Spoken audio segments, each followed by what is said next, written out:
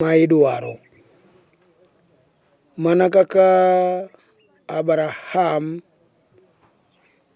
ne golo ne Nyasaye lisweche e wi got Moria. Zakaria ma wuon Johanes ne golo liswach ubani e hekalu. Jodolo mamoko bende nitie mane timo mago.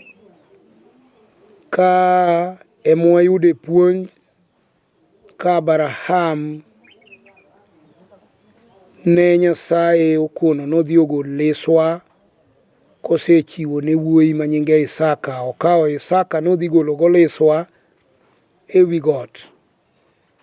Nyasaye nooro malaika Gabriel mondo okwer Abraham ni kik ogol Isaka liswa, to ochiwo ne nyarombo ma malaika Gabriel okure ni ng'i badi ma korachwich.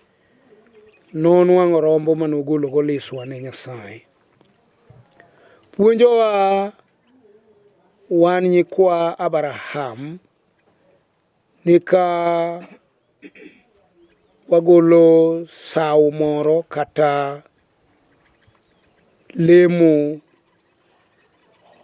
to watimo sawo ma en liswa migolo gi nyarombo.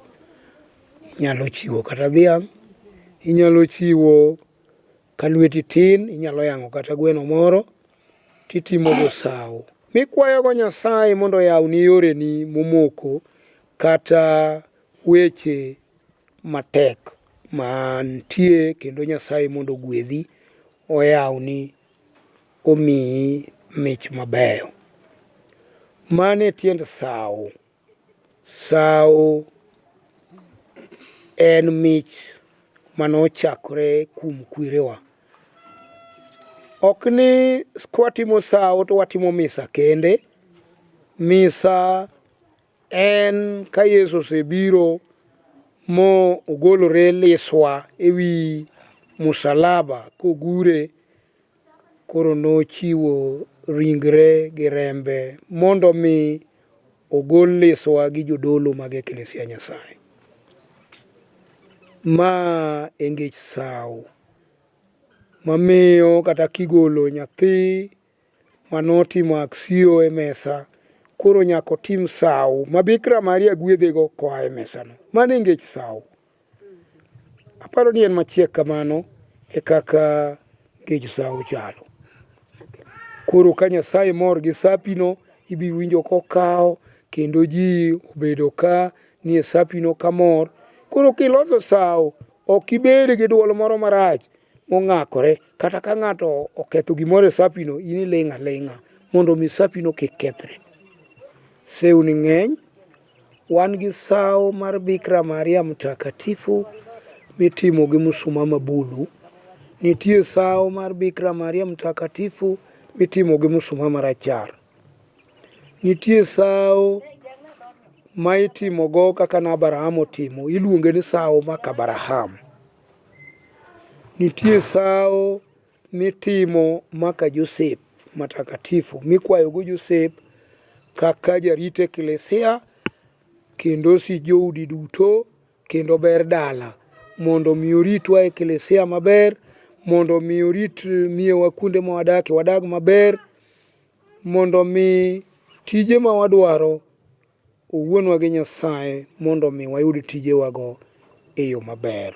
To kare pedho Mesaye nitiere kod ranyisi mane, to onego pedhe kod jok mage?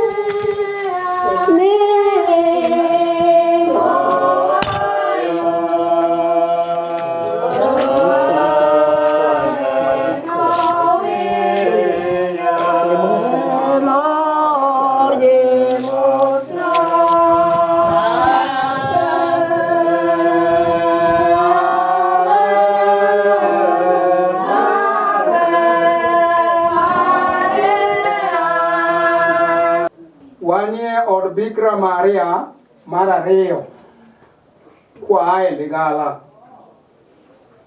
Ema koro awapedho kama malejo rwako Bikira Maria kod nanga ma opedho go mesa. Kendo ochiwe lwet Mother Superior kod Mother morito od Mama Mtakatifu kod mine mathe mamoko gi wasista mantie mondo mi opedh mesa no. Kawuono wan gi sherehe mar pedho mesa Bikira Maria Mtakatifu ma Mama Lejo ma bende nobedo e mesa mana kaka desturi mar Lejo Maria ni ka ng'ato timo mesa motieko makoro gike age moro to koro igole mesa, koro dhi oloso kitamba maber moduogo oumo godo Bikira Maria Mtakatifu. Baba betiwa na yudi baba nala na sunsi oromo bina boro wabira sak mare adala kodero marigala mama wai wako epolo famana madanja wayulo baba kubere komduo jawar wapudo ne uma baba ne moto wania yuzudeo salutaro ya kunjwa wago na changwa pen. Nos dei salutare noto luogo. Amen. O Padre, Figlio, Spirito Santo. Nema yande kudo wagi mutema eno. Kawuno wabata daga korero marigala. Wayudo komni nono jakwate yae. Wango wa umuyo kwane ni ruodwa. Oking'isa ni e telo mag Lejo Maria chakore gi Mother, nitiere Father, nitiere acolytes, nitiere deacons, nitiere nyaka uchop Pope. E telo mar Lejo Maria wan kod ng'ama iluongo ni Toto Misa. Kwa kanyo twadonjo ng'ama iluongo ni diakon.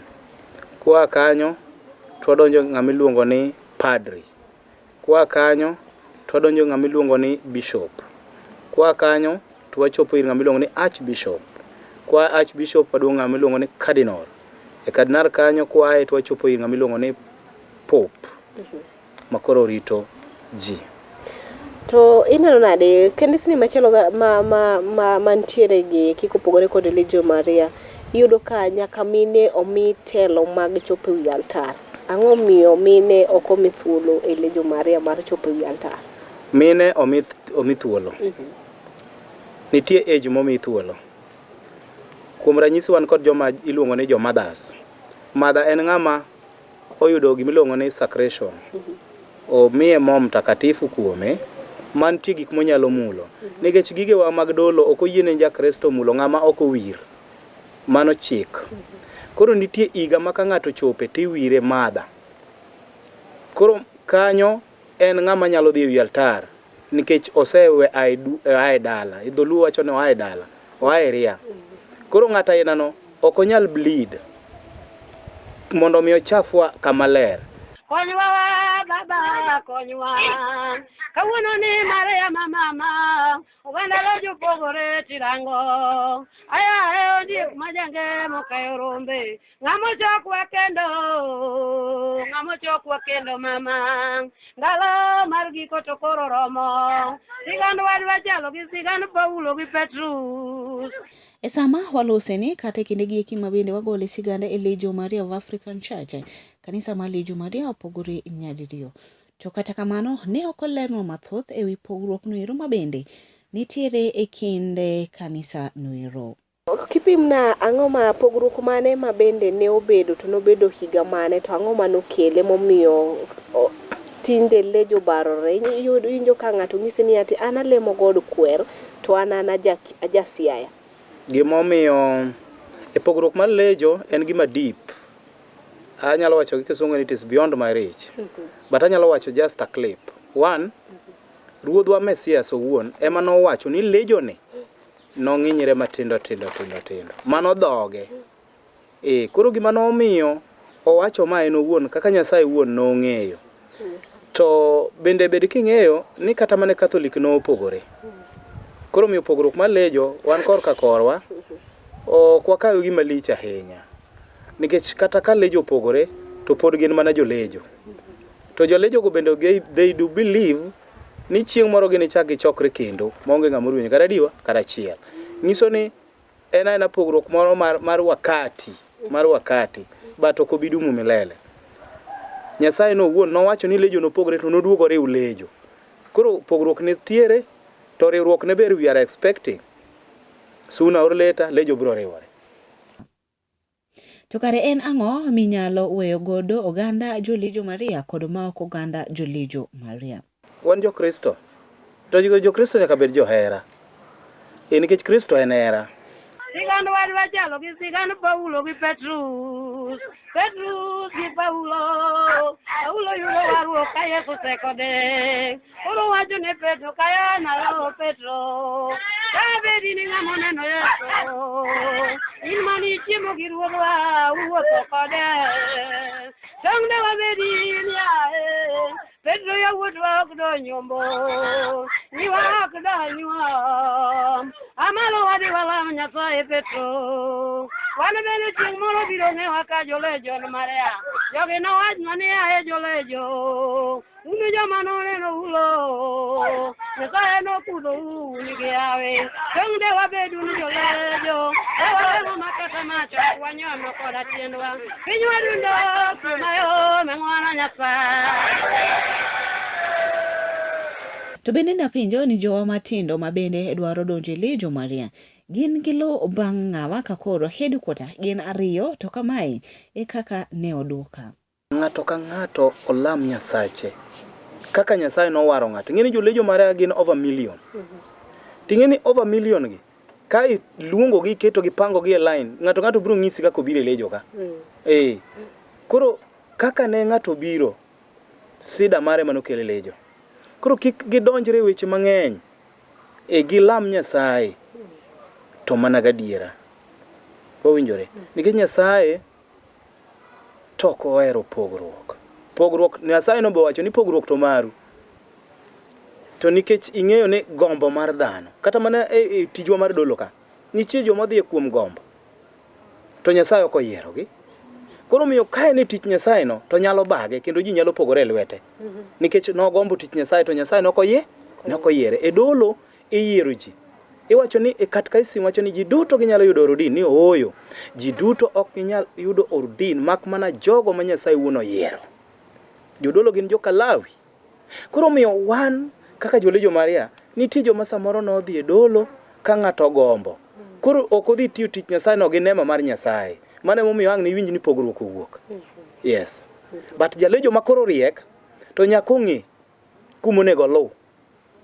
Nikech Nyasaye no nyaka ng'isi ni koro lu yone. Kilamo Nyasaye gadier nyaka ng'isi yo miluwo.